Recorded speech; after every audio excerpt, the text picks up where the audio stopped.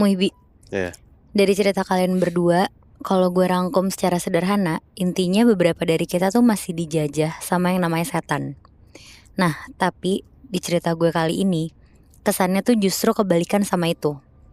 Si pengirim cerita ini malah jatuhnya gantian dianggap ngejajah tempat dari sosok-sosok gaib di dalamnya.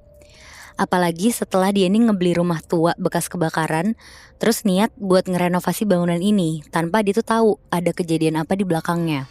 Jadi rencana renovasi yang dilakuin ini tuh justru dianggap bentuk perusakan dan pelanggaran sama sosok-sosok gak kasat mata itu.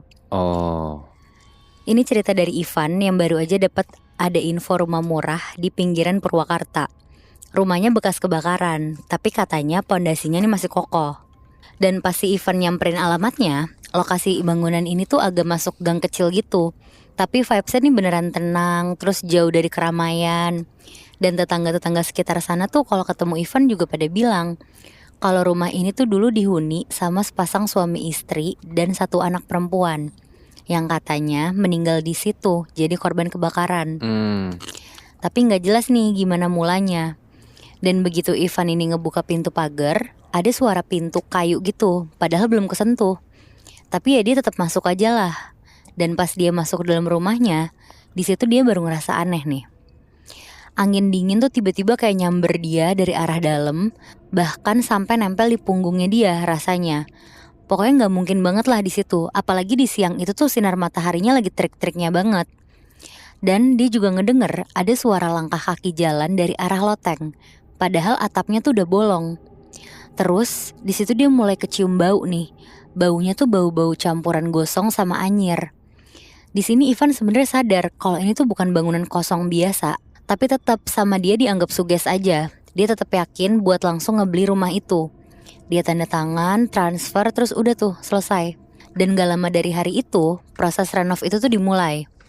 Tapi dari awal proses renov, Ivan ini udah dapat berbagai macam laporan dari si mandor. Sama kuli-kulinya juga pada laporan. Katanya pas tukangnya lagi mulai bersihin lahan, ada salah satu dari mereka yang jatuh dari pohon. Padahal katanya lagi nggak ngapa-ngapain. Katanya sih cuma kesandung angin. Dan Ivan masih cuek aja di situ. Dia tetap bilang lah ke mandornya buat lanjutin tuh proses renovnya. Besokannya ada lagi. Katanya pagi-pagi tukang yang datang ini tuh dikagetin sama ada kayak cat merah mirip darah ngebentuk garis terus ngelingkar gitu di tembok di salah satu kamar yang belum pernah disentuh sama sekali.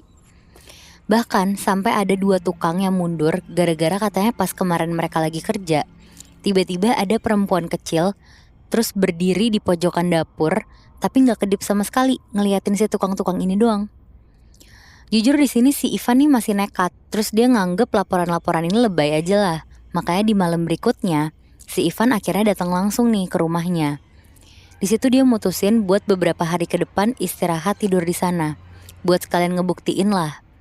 Dan ternyata hal-hal aneh tadi tuh beneran kebukti Bi. Katanya pas pengerjaan pondasi dimulai, semen yang aslinya udah kering tuh tiba-tiba jadi lunak lagi. Terus besi yang udah ditanam tiba-tiba jadi bengkok sendiri. Dan tukang-tukang juga jadi mulai pada ngeluh. Terus bilang kalau ada yang ngintip dari arah sumur belakang. Terus ada juga suara orang ketawa malam-malam. Dan yang paling parah, ada bau anyir darah tiap lewat batas-batas tertentu. Nah di malam itu, Ivan yang emang belum takut apa-apa nih nekat lah buat nyamperin ke arah sumur tua di pojokan lahan rumahnya. Sendirian aja. Dan pas Ivan jalan lebih deket ke arah sumur tua itu, pelan-pelan emang ada suara perempuan nyanyi lirih gitu, pakai bahasa yang Ivan gak ngerti lah. Di situ si Ivan udah mulai merinding nih. Terus setelah kejadian barusan ini, giliran Ivan nih yang mulai dapat gangguan. Di tengah malam, pas dia mulai tidur, Ivan nih ngedenger ada suara ngetok-ngetok pelan dari arah dapurnya dia, padahal gak ada siapa-siapa. Tukang-tukang juga udah pada pulang lah kalau malam. Dan untuk beberapa hari kemudian, di setiap jam 2 pagi, pasti ada suara anak kecil nangis pelan dari bawah kolong tangga. Terus juga piring tuh suka pecah sendiri. Dan ember yang ada isi airnya, itu tuh tiba-tiba kebalik tanpa sebab. Nah, karena si Ivan udah gemes banget nih dia keganggu terus, ada satu malam di mana si Ivan nih ngeberaniin diri lah buat nyamperin si sumber suaranya. Dan pas dia nyoba ke sana, dengan mata kepala sendiri nih, dia ngeliat ada sosok anak perempuan itu. Anak perempuan yang rambutnya tuh udah kebakar sebelah, badannya goyang pelan, terus matanya tuh merah. Dan dari mulutnya tuh keluar suara serak kayak orang kebakar, terus ngomong, "Ini rumah aku." Tapi gak cuma itu Bi, teror tuh beneran makin gila lagi. Kayak pengen ngebuktiin lah ke Ivan kalau semua laporan dari tukang-tukangnya tuh beneran nyata. Di beberapa hari, Ivan ini mulai mimpi buruk terus-terusan nih. Mimpi buruk yang rasanya tuh jadi kayak berhubungan lah sama apa yang dialamin sama dia. Nah, di dalam mimpi, si Ivan ini tuh ada di rumahnya, tapi kondisinya tuh semuanya angus. Ada suara bapak-bapak teriak minta tolong dari arah dalam kamar mandi. Terus ada juga perempuan tua yang mukanya nih setengah gosong, kayak ngebisikin mantra gak jelas di kuping Ivan. Dan setiap Ivan kebangun, sering banget ada bekas arang di sekeliling badannya si Ivan. Bahkan setiap Ivan mau ngebuka pintu, pas dia pegang gagang pintu, rasanya tuh kayak panas banget sampai tangannya kayak kebakar gitu. Dan ini tuh gak cuma kejadian di Ivan doang Bi, tapi juga di tukang-tukangnya, sampai akhirnya pelan-pelan mereka tuh kayak ngundurin diri satu persatu. Di sini Ivan mulai percaya sekarang. Dia nyoba konsul ke orang pinter gitu. Dan kata si orang pinter ini, Ivan ini dianggap udah nginjek tempat keluarga halus yang udah lama tinggal di situ. Dan mereka ini bukan penunggu biasa. Si orang pinter ini tuh bilang, rumah ini tuh nolak si Ivan. Bukan kamu yang beli rumah ini. Kamu tuh di sini cuma datang ke tempat mereka dibakar hidup-hidup. Terus ngaku-ngaku jadi pemiliknya. Dan yang kamu lakuin ini, itu tuh penjajahan namanya. Kamu udah dianggap musuh lah sama si makhluk halus ini. Pokoknya kekuatannya tuh cukup kuat sampai-sampai pas si orang pintar ini datang pertama kali buat ngecek rumahnya, si orang pintar ini tuh langsung muntah darah karena gak sanggup ngebantu. Akhirnya hari ke hari tuh jadi makin kacau. Tapi si Ivan gak punya pilihan lain, dia tetap tinggal di rumah ini. Dan puncaknya Bi, Ivan tuh gak bisa bangun dari tempat tidur. Waktu masih jam 3 pagi menuju subuh, badannya Ivan nih kerasa berat banget kayak ketindihan. Tapi ini tuh bukan tidur, dia bener-bener sadar banget, matanya kebuka. Dan pelan-pelan si Ivan ini ngeliat ada bayangan berdiri di sudut kamar dia, terus jalan ke arahnya dia. Langkahnya dia bener-bener gak ada suaranya, tapi badannya Ivan nih makin berat aja setiap sosok ini makin deket. Dan ternyata ini tuh gak cuma satu sosok aja Bi. Dari satu bayangan hitam ini tiba-tiba kepecah jadi ada 3 sosok. Ada bapak, ibu, sama anak perempuan kecil. Tapi wujudnya udah gak berbentuk aja, serba hitam, ada luka basah di sekitar badannya. Pokoknya benar-benar mirip kayak korban kebakaran. Dan pas mereka beneran berdiri di samping kasur Ivan, si Ivan nih ngerasa nafasnya tuh kayak direbut gitu. Kayak paru-parunya nih ditarik keluar lewat hidung. Dan pelan-pelan ketiga sosok ini tuh majuin mukanya. Terus dengan suaranya masing-masing, mereka ngomong secara serentak terus bilang, "Kami semua hangus, kamu juga harus ikut."